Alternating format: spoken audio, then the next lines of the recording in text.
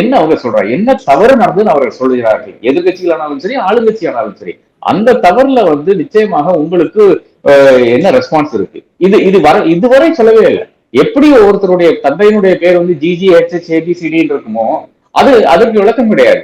Zero பல விளக்கம் கொடுக்கிறார். அவர் வந்து ஹோம்லெஸ் என்று சொல்கிறார். அப்ப அதை நீங்க முன்னாடி சொல்லியிருக்க வேண்டியதானே? அதாவது நாங்க வந்து மிக தெளிவாக வீடு இல்லாமல் இருக்கின்ற நபர்களுக்கு ஜீரோ என்ற அடையாளம் கொடுக்க போறோம், ஹவுஸ் நம்பர் ஜீரோ என்று கொடுக்க போறோம்ன்றது ஏன் மக்களுக்கு நீ தெரிவிக்கலங்கிறாங்க. அதுலயே உங்களுடைய ஃப்ராடுத்தனம் அப்படியே வெளிவருது இல்லையா? அப்ப உன்னை ஃப்ராடுத்தனை உள்ள புடிச்சு போடணும். அது என்னைக்கு வேணாலும் நடக்குங்கிற. இன்றையில்னா நாளைக்கு நரேந்திர மோடி வந்து இறங்கத்தான் போறாரு. அந்த பிரைம் மினிஸ்டர் போஸ்ட் வந்து இறங்கத்தான் போறாரு. அது 2029 இருக்கலாம், 2034 இருக்கலாம். அதுக்கப்புறம் நீங்க எங்க போய் ஒளிவு போறான்னு கேட்கிறேன். ஞானேஷ்குமார் ஆனாலும் சரி, ராஜீவ்குமார் ஆனாலும் சரி, இவர்கள் பெரிய வரிசையா இருக்கு இல்லையா? தப்பன் துபார் டேகா என்ற IB அதிகாரினாலும் சரி, சமந்த் கோயல் என்ற RNW அதிகாரி, எங்கடா போய் ஒளிவு போறீங்க நீங்க? அதான் கேள்வியா இருக்கு.